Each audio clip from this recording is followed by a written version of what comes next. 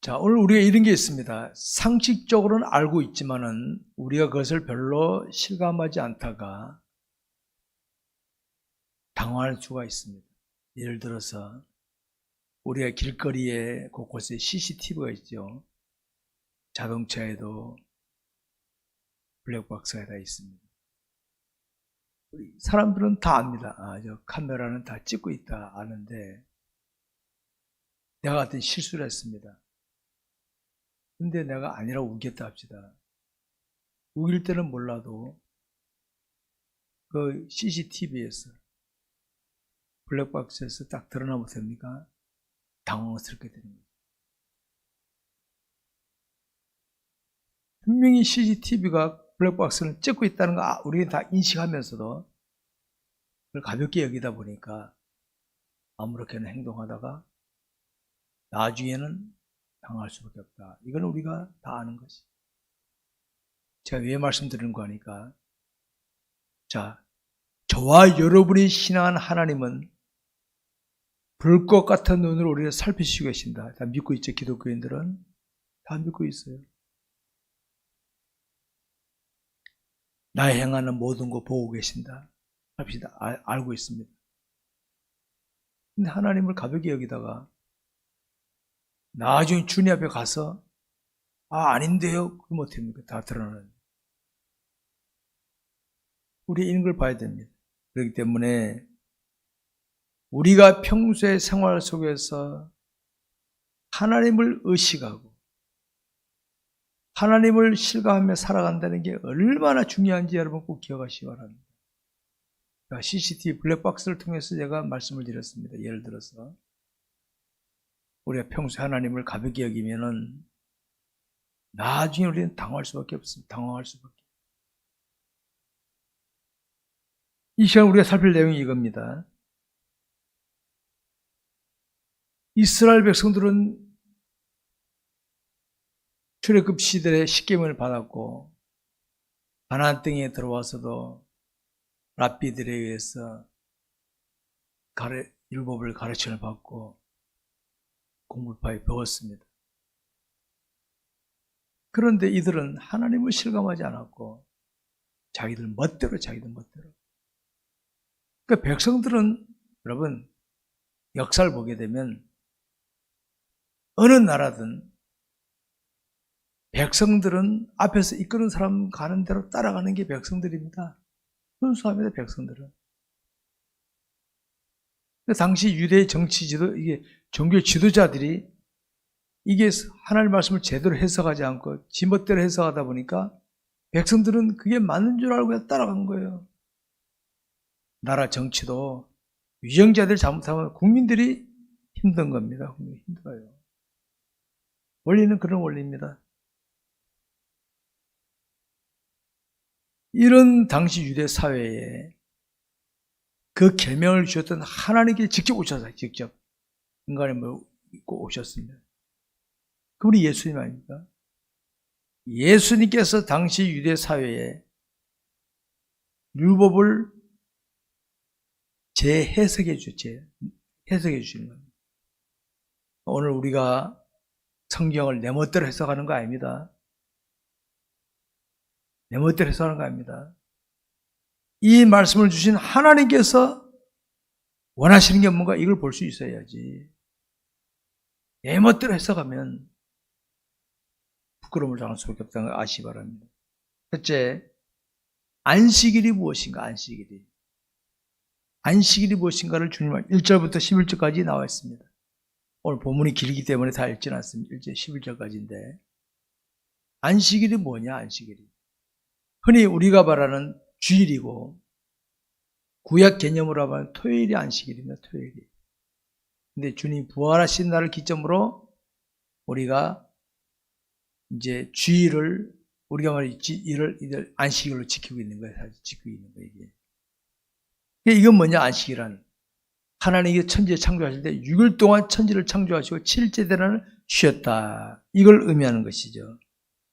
그래서 주님 하나님께서는 6 동안은 일하고 7째 되는 쉬어라. 그래서 오늘 안식일의 의미를 제가 설명드립니다. 잘 들으셔야 됩니다. 주일을 어떻게 지킬 것인가 우리가 잘 배워야 됩니다. 이 주일을. 근데 유대인들은 문자 그대로 해석해서 6일 동안은 열심히 살았지만은 안식일째는요, 안식일 날에는 집에 불도 안 피웠어요. 불도 안 피웠어요. 철저하게 지켰어요. 철저하게. 그런데 그 율법을 주신 하나님이신 예수님께서는 그들의 문제점을 지적하셨습니다. 1절, 2절에 나와 있습니다. 1절, 2절에. 안식일에 예수께서 밀밭 사이로 지나가실 때 제자들이 이삭을 잘라 손으로 비벼 먹으니 어떤 바리새인들이 말하되 어찌하여 안식일 하지 못할 일을 하느냐. 밀이삭을 해서 비벼서 먹는다는 것은 타작했다는 거야. 타작했다는 거야. 안식일 날 타작을 해. 그들 해석법에 의해서는 걸린 겁니다. 그게.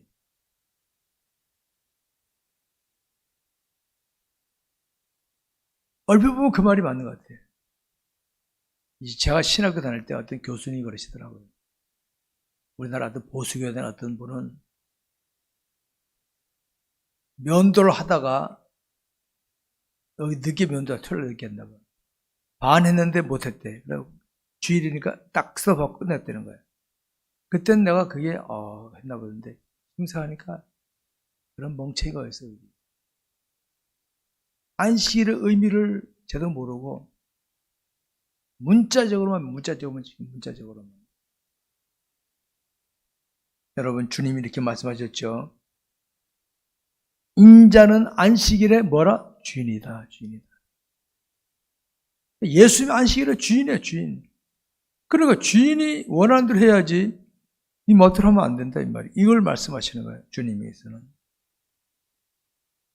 그 말이 뭡니까? 그 말씀이. 하나님께서 안식을 제정하실 때는 의미가 있는데 그 의미대로 해야 되는데 너희들은 지금 하나님 뜻을 제멋대로 해석해가지고 너희들 하는 그거는 틀렸다. 이걸 말하는. 틀렸다 그거는. 오늘 여러분들도 이걸 말씀을 들으면서 내가 주일을 어떤 자세로 지키나 보시기 바랍니다. 여러분, 흔히 안식일에는 우리가 주일에는 아무것도 하지 않는다. 직장도 안 하고 사업도 수도하고 한다. 안 하는 게 목적이 아닙니다. 안 하는 게 목적이. 의미를 설명드릴게요.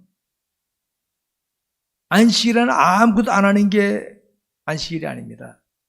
성경에 보면 선을 행하는 일, 생명을 구하는 일을 해야 된다. 선을 행하는 일, 생명 구하는 일을 해야 된다. 자, 어떤 식당을 하신 분이 주일날 손님 많으니까 돈을 벌 목적으로 식당을 열었다. 안 되는 거 그거는. 돈 벌 목적이기 때문에. 병원 의사가 돈 벌 목적으로 병원 열었다. 그거 틀린 거예요, 그거는. 목적이 돈 버는 거기 때문에. 그런데 오늘 나는 저 어려운 사람을 먹기 위해서 내가 식당 문 열어서, 내가 하는 식당에 문 열어서 저 가난한 사람들에게 먹을 걸 그냥 줘야 되겠다. 그거 괜찮은 거, 그거는. 나이 볼 때는 문 똑같이 여는 것 같지만은 다른 거죠. 6일 동안은 내가 돈을 벌 목적이었다면 이들은 내가 선을 하기 위해서 문을 여는 거기 때문에 괜찮은 거예요. 의사도 마찬가지입니다.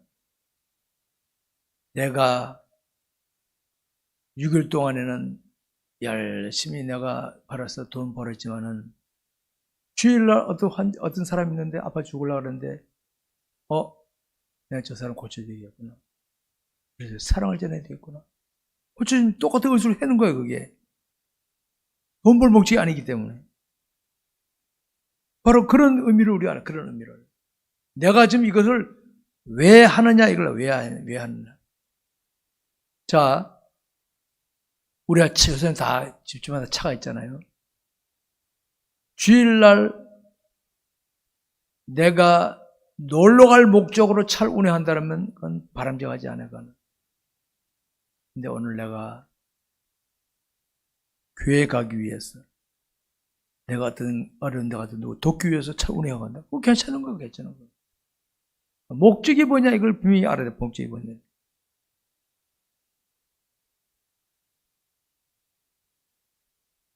의사 선생님이 주일날 안식일에 교회 오려고 딱 하는데 급한 환자가 나와서 아유 선생님 나 고쳐주십시오. 그렇습니다. 위험합니다. 급합니다. 교회 갈 시간인데 그런 거 같아 어떨 것 같아요? 교회 갈 시간인데 갑자기 환자가 찾아왔어요. 아, 나 교회 가야 되니까 안 됩니다. 그래야 됩니까? 저는 목사지만 그럽니다. 교회 오늘 빠지고 그 사람 고쳐줘. 그냥 고쳐줘. 주님 더 기뻐하시는 거예요. 돌목 봉책이 아니고 오늘 나 교회 가려고 하는데 저 사람이 와서 나 지금 치료 안 하면 안 됩니다. 도와주십시오. 그러면 그 사람 치료해줘. 그냥 그때는 그냥 치료해줘. 복음을 전해 차라리.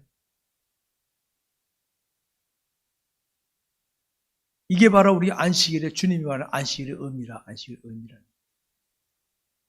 우리 이걸 모르면 문자적으로 보면 어떻습니까? 주일날은 아무것도 하지 말아야 돼. 뭐 하려고 그러면 숨어서 해야 되고 그거 안 해. 목적이 똑바로면은 떳떳하게 갔어요.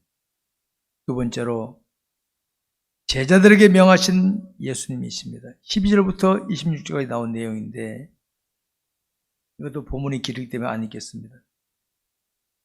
제자가 뭡니까? 스승 있는 자가 제자입니다. 스승 있는 자가.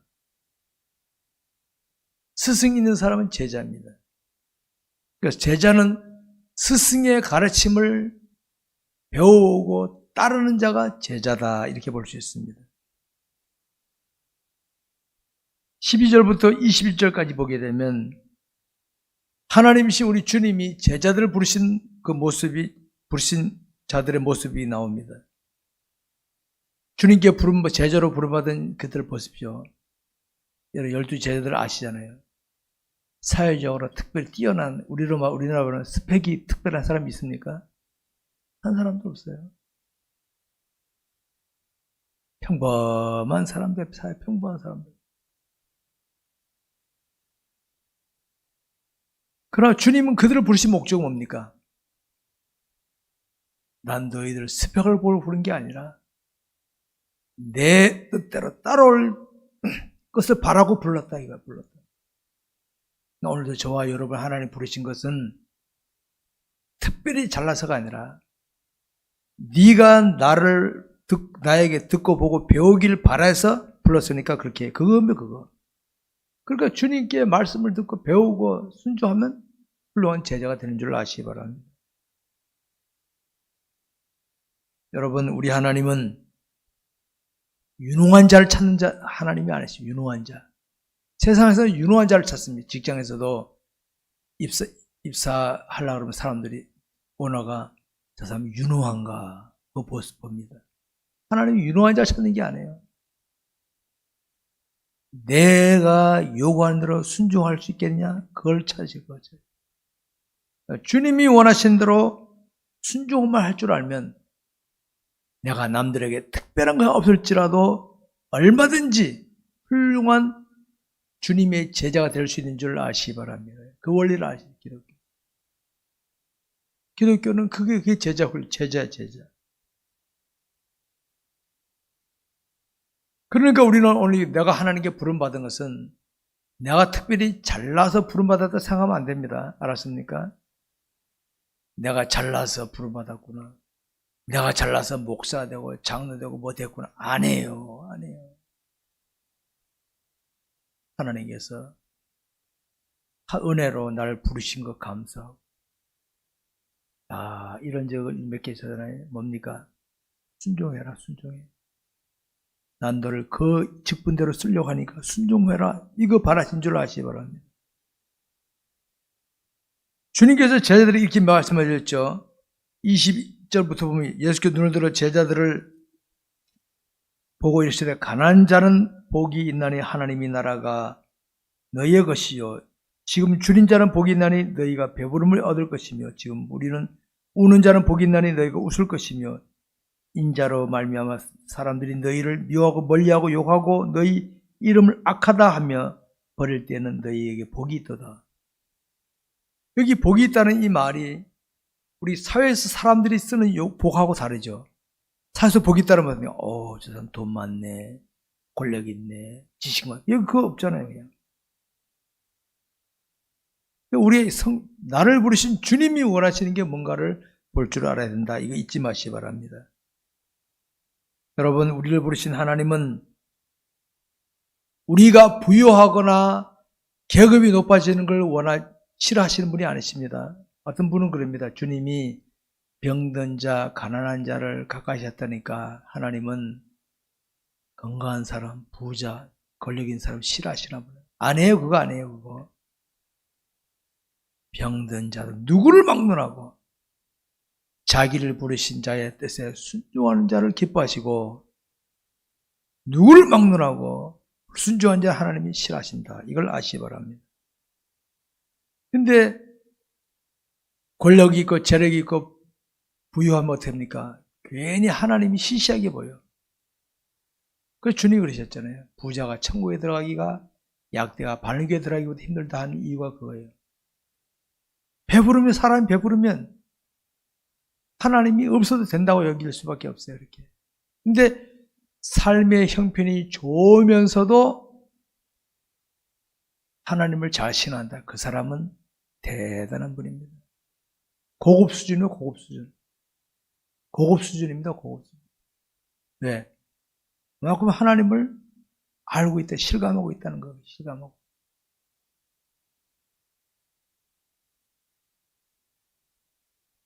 그래서 우리는 자신이 신한 하나님이 나에게 크신 하나님이라고 실감되게 하기 위해서 어떻게 합니까?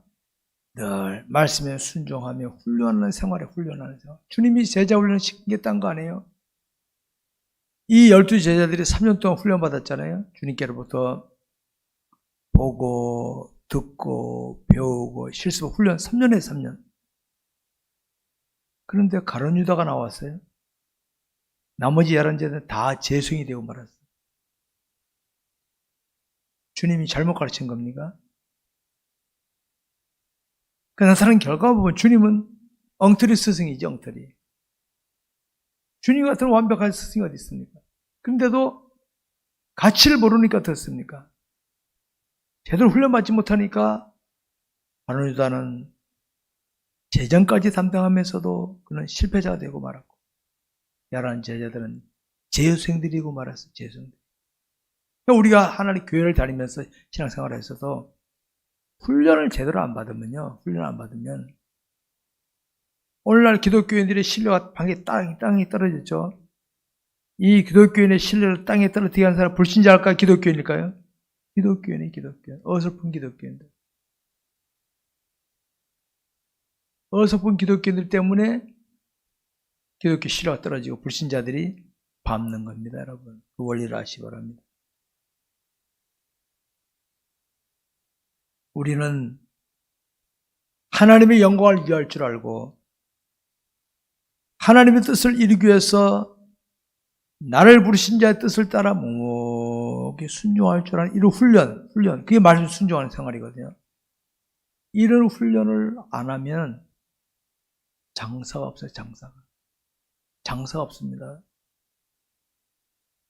보세요. 훈련받지 않은 군인, 훈련 안 된 운동선수, 공부 안 한 학생, 결국 어떻습니까? 보나만 하지. 훈련 안 된 기독교인들, 쭉쟁입니다.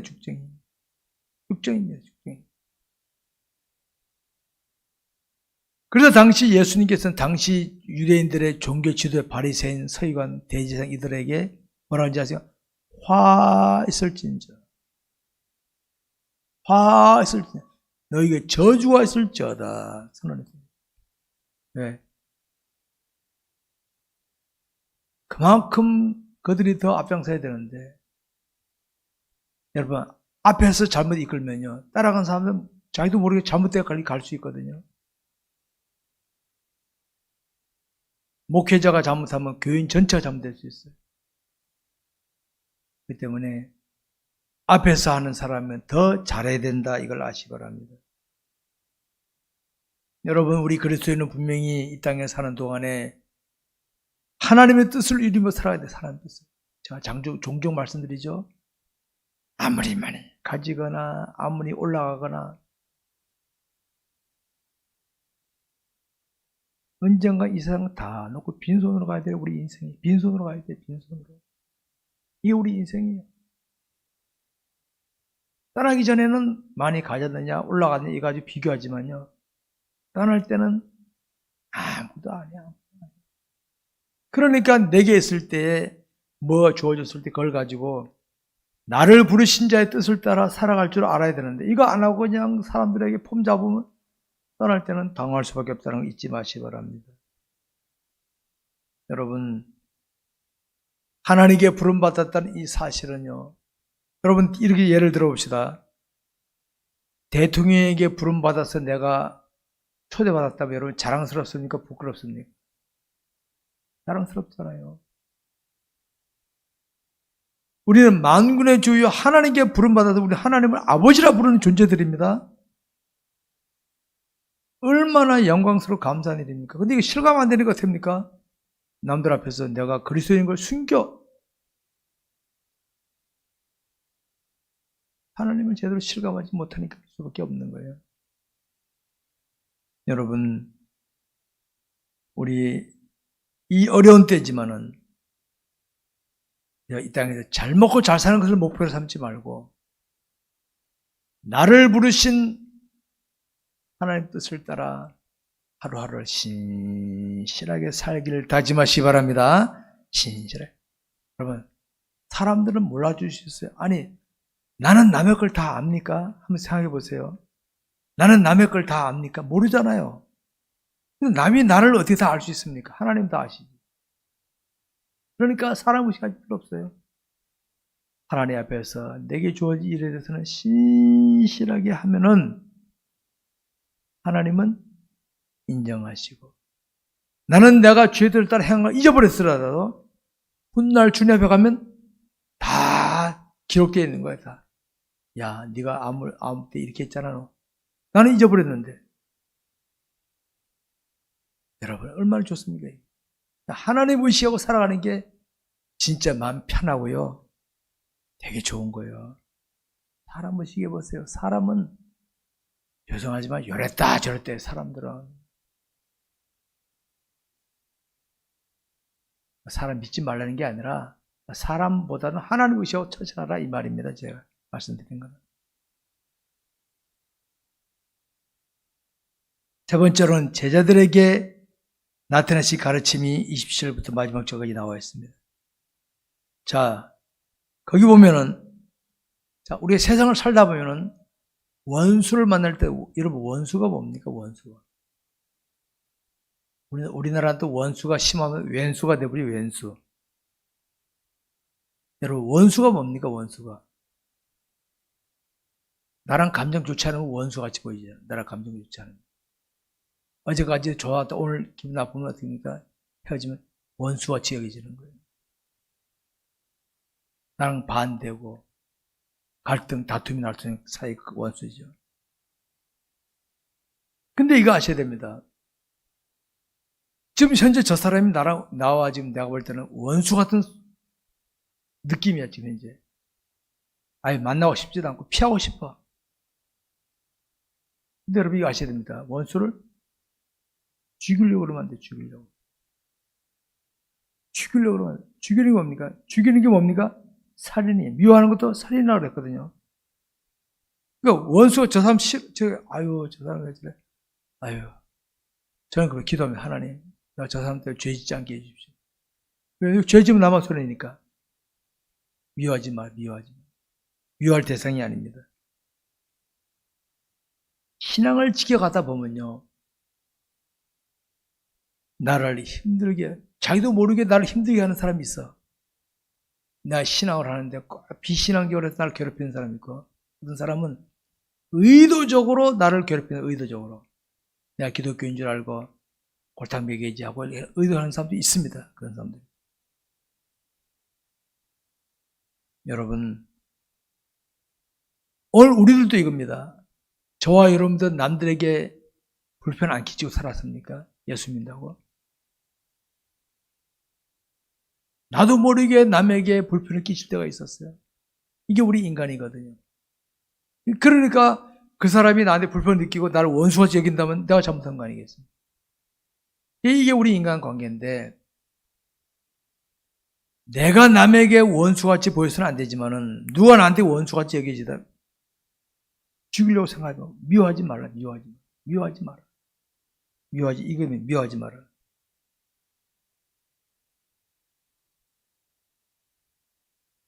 내가 그 앞에서도 비록 그가 그럴지라도 나는 하나님의 사람으로서 처신하는 것. 그래서 이게 기도 안 하면 안 돼. 기도. 그래서 기도. 여러분 이성적인 생각으로 판단을 한번 생각해 봅시다. 나는 나를 괴롭혀요. 이성적인 판단으로 웃으며 정갈할 수 있겠습니까? 기도하는 하나님. 하나님 저 사람 참 미워 죽겠어요. 참 미워져요. 어떻게 하나님 사랑하라 하셨는데. 그래서 기도 자꾸 하면서 나를 치는 거예요. 하나님. 왜 자꾸 미움이 생깁니까? 왜 미움이 생깁니까? 제가 일부러 나한테 그랬든 모르고 그랬든 간에 내가 주의 사랑, 주의 마음으로 저를 품게 해줘. 기도 자꾸 하다 보면요. 언젠간 그가 측은하게 얘기죠. 아이고, 미움이 사라지고요. 측은하게 얘기해요. 측은하게 얘기해요. 기도가 나오는 거예요. 하나님 이게 나가게 하신 거예요. 이게 우리가 할 일, 이게 우리가 할 일. 두고 보자, 너. 그러지 말라. 불신자들하는 거지, 그거는.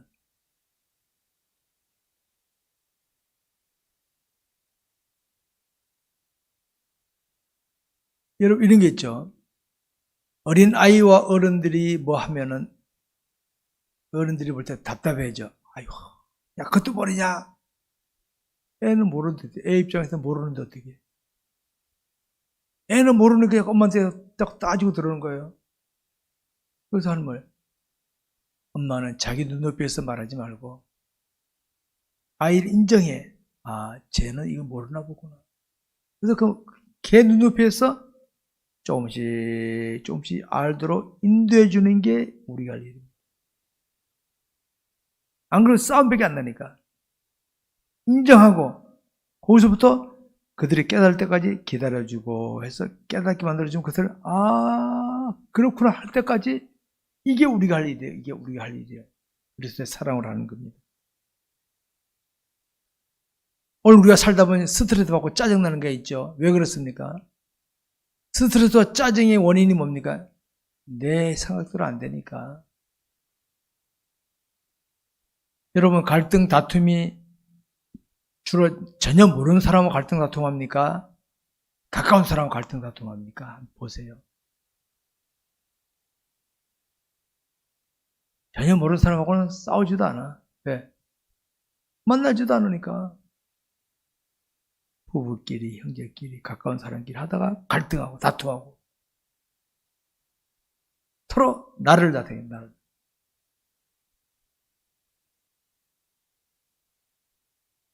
오늘 본문은 그겁니다. 자신에게 맞추지 마라, 자신에게. 너에게 맞추지 말고 상대방에 맞춰서 끌어줘라. 이게 원수를 대하는 우리의 자세라는 것을 아시기 바랍니다. 오늘 주님이 나타낸 게 41절에 이렇게 나왔죠. 어찌하여 형제의 눈 속에 있는 티는 보고 네 눈 속에 들보는 깨닫지 못하냐. 네가 보고 있는 그 사람의 눈에 있는 거는 티야, 티. 네 눈 속에는 들보가 있어. 그러니까 함부로 남을 평가하고 판단하지 마라. 이 말씀을 하고 계시는 겁니다. 많은 사람들이 행하는 실수가 이것입니다. 자신을 제대로 보지 못한다는 것.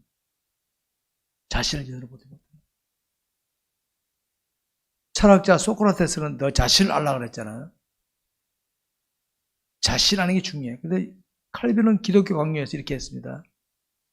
하나님을 알지 못하면 자기를 알지 못한다. 저는 그 말이 참 마음에 와닿았어요. 내가 하나님을 알기를 힘쓰게 되면 나를 깨닫게 돼. 나를 깨달으면 내가 상대한 사람을 알게 돼.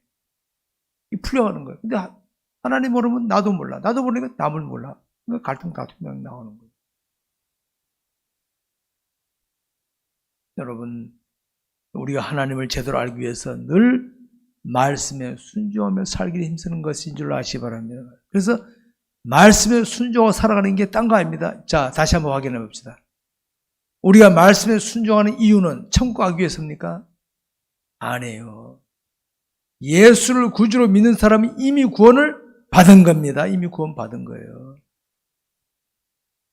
천국 가려고 노력할 필요 없어요. 이미 구원 받았어. 순종하는 이유가 뭡니까? 나를 구원하신 그분을 뜻을 따라서 이 땅에서 하나님의 뜻을 이루어가는 삶을 살기 위해서 어떻게 보면 하나님을 제대로 알아야 되니까. 이 지구상에 지금 75억이 살고 있다 그러잖아요. 75억. 75억 중에서 내가 지금 상대하는 사람이 몇 명이나 됩니까? 몇 명 안 되잖아요. 근데 우리 그 사람하고 갈등 다투기를 잘해. 이 다음에 천국 가서 주님이 그래. 야, 내가 네 부인하고 네 남편하고 싸우라고 붙이는 줄 아냐, 내가? 갈등 다투라고 만나게 한 줄 아냐, 내가? 얘는 너랑 싸우더구만. 할 말 없잖아요. 여러분, 우리는 지금 내가 관계 맺는 모든 사람들과 관계에서 어떻게 됩니까? 하나님을 알면서 나를 알게 되고, 나를 알게 되면 어떻게 됩니까? 사랑으로 얼마든지 하나가 될 줄 믿으시 바랍니다. 이게 바로. 이게 원수 사랑하는 게 원수 사랑하는 거예요.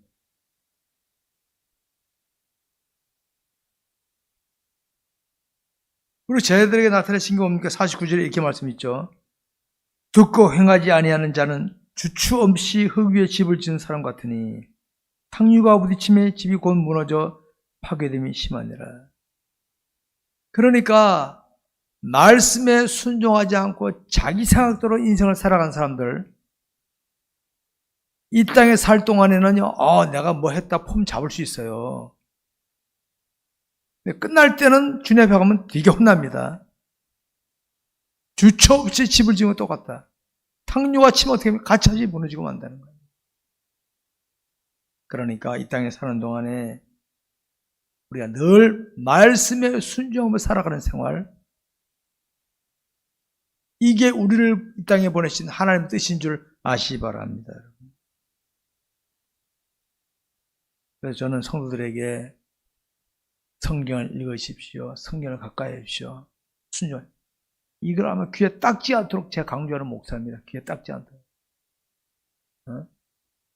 네, 그만큼 중요하기 때문에. 근데 교인들의 입장에서 볼 때 그게 별로 안 와닿죠, 그죠? 좀 재밌는 말 해주지, 왜 그딴 말을 하냐, 근데. 아이고. 진짜 진리의 눈이 귀가 열리면요. 그런 말들이 쏙쏙 들어오게 돼 있어요, 그런 말들이.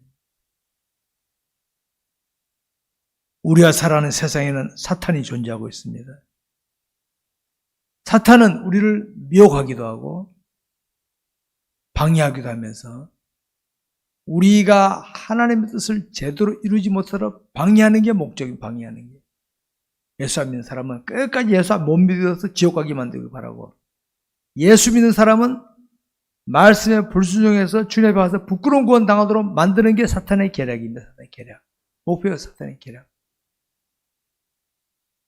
근데 우리는 지금 그리스도인은 자기 마음에 하나님이 예수를 모시고 있거든요. 그러면 이 사람은 언제 어떻게 죽더라도 구원받아요. 마지막 순간 회개하고 다 들어가니까.